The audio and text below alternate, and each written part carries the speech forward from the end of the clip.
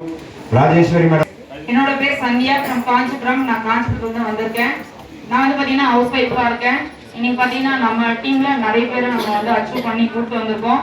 இன்னைக்கு நிறைய பேர் பாத்தீங்கன்னா நிறைய டெஸ்டிமோனியல் கொடுத்துருந்தாங்க.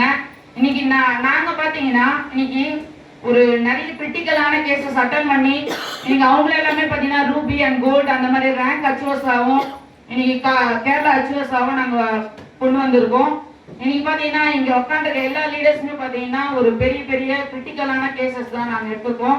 இன்னைக்கு ஃபர்ஸ்ட்லயே உட்காந்துருக்காங்க சங்கீதா மேடம் வந்து பாத்தீங்கன்னா சியாட்டிகான்னு சொல்லி ஒரு பிரச்சனைன்னு சொல்லியிருந்தாங்க.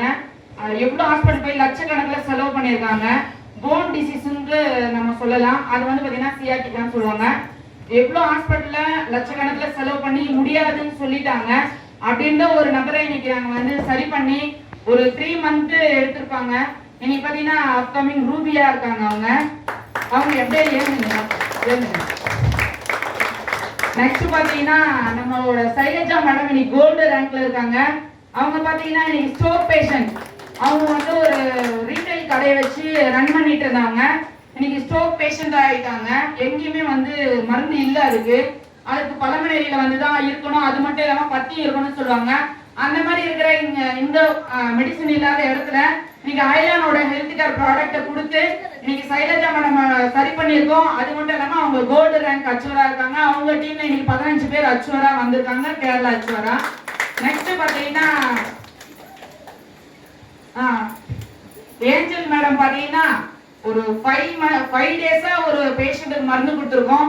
செங்கல்பட்டு அதுக்கப்புறம் சென்னையில வந்து பேபி ஹாஸ்பிட்டல் அந்த மாதிரி வியாதிக்கு மருந்தும் இல்லை, வியாதின்னு சொல்லல, முடியாதுன்னு சொல்லி அனுப்பிட்டாங்க. ஒரு 18 வயசு குழந்தை பொம்பளை பாப்பா. அவங்களுக்கு பாத்தீங்கன்னா இன்னைக்கு 5 டேஸா நாங்க மெடிசன் கொடுத்துருக்கோம். முன்னத்தை விட இப்ப நல்லா இருக்காங்கன்னு டெஸ்டிமோனியல் அதான் நாங்க ஃபர்ஸ்ட் போகும்போது எடுத்த போட்டோவும் அது மட்டும் இல்லாம 1 வீக் கழிச்சு நாங்க எடுத்துக்கிற போட்டோவும் இன்னைக்கு நாங்க வச்சிருக்கோம். நல்ல ரிசல்ட் எடுத்திருக்கோம் நாங்க. ஏன்னா ஃபுல்லாவே வந்து பிளட் இல்லாம அவங்க வந்து அல்சர் பேஷண்ட் தான்.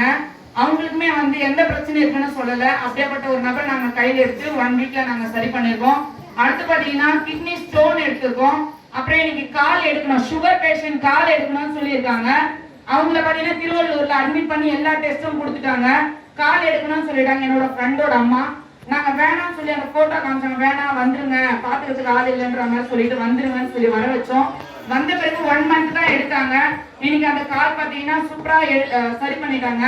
இதே இன்னைக்கு அலோபதி ஹாஸ்பிட்டல்ல நம்ம அந்த காலை வந்து எடுத்திருந்தா 40 வயசு அந்த லேடிக்கு ஊனமா இருப்பாங்க. இன்னைக்கு அந்த ஊனத்தையுமே தடுத்து சரி பண்ணிருக்கோம் நம்மளோட ஹைலான் ஹெல்த் கேர் ப்ராடக்ட்.